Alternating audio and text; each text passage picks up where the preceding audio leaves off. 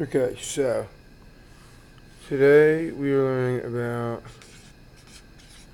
projectile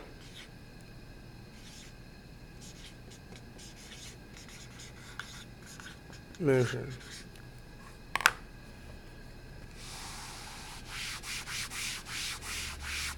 During projectile motion, there are four problems that you'll get, or four things of problems that you will be asked to figure out. One is time. Two is the distance to the ground. Three is the range, or the distance on how far the projectile goes. And four is the final velocity.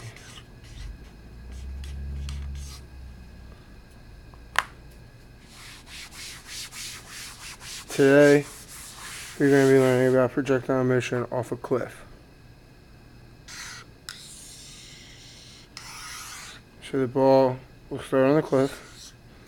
It will be pushed off with some initial velocity. And that initial velocity in the x direction will be 20 meters per second. The height, which is the x distance, no, the y distance, is 10 meters. And the range, which is the distance in the y direction, is 28. Now, we have distance to the ground, and we have the range,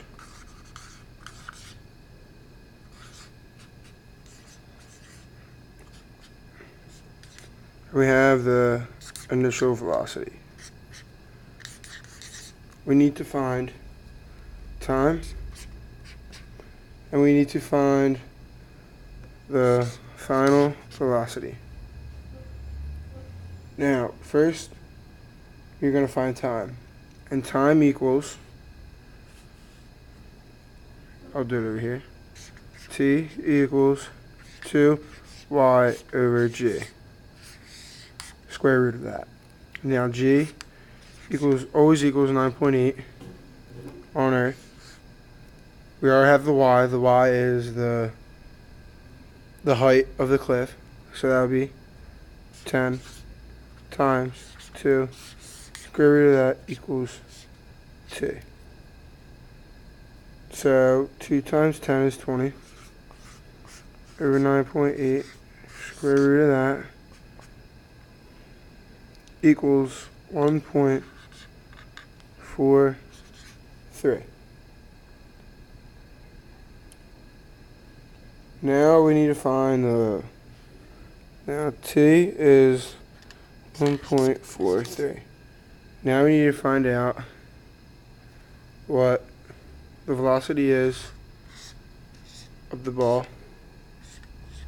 when it hits right here. So it'll be going downwards and it'll be going outwards. So we want to find the hypotenuse of that triangle right there. So this ball is going out 20 meters per second because the initial velocity is 20, and in the x direction nothing ever changes the velocity unless another force is acting upon it, and nothing's happening to the ball. So as it's moving in the x direction, it's not going to slow down unless, well, it is going to slow down a little bit due to air friction and air resistance, but that is not enough to change the number 20. And the ball will be going a constant acceleration of 9.8. So we know that the ball is in the air for 1.43 seconds. And we know that every second the ball will pick up speed by 9.8. So we'll times 1.4 1.43 by 9.8, which equals